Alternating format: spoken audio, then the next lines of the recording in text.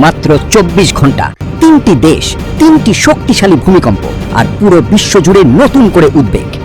দক্ষিণ আমেরিকার ভেনেজুয়েলা, এশিয়ার জাপান এবং উত্তর আমেরিকার যুক্তরাষ্ট্রের ক্যালিফোর্নিয়ায় একদিনের ব্যবধানে অনুভূত হয়েছে শক্তিশালী ভূকম্পন।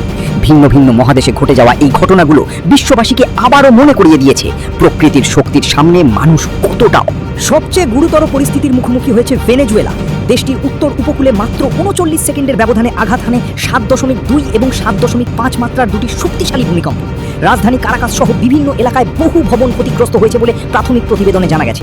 উদ্ধারকর্মীরা ধ্বংসস্তূপের নিচে আটকে পড়া মানুষদের উদ্ধারে নিরলস কাজ চালিয়ে যাচ্ছে।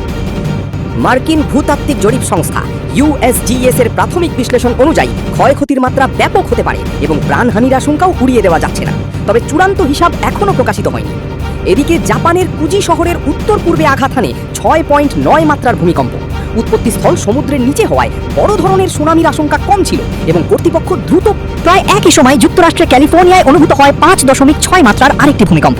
স্থানীয় প্রশাসন ও জরুরি সেবা সংস্থাগুলো পরিস্থিতির ওপর নিবিড় নজর রাখছে। বিশেষজ্ঞদের মতে এই 3টি ভূমিকম্পের মধ্যে সরাসরি কোনো বৈজ্ঞানিক বা ভৌগোলিক সংযোগের প্রমাণ পাওয়া যায়নি। তবে এত অল্প সময়ের ব্যবধানে 3 মহাদেশে শক্তিশালী কম্পন বিশ্বজুড়ে আলোচনার জন্ম দিয়েছে। প্রশ্ন একটাই, এ কি কাকতালীয় ঘটনা নাকি প্রকৃতি আমাদের নতুন কোনো বাস্তবতার ইঙ্গিত দিচ্ছে? আপনার মতামত কমেন্টে জানাতে ভুলবেন না।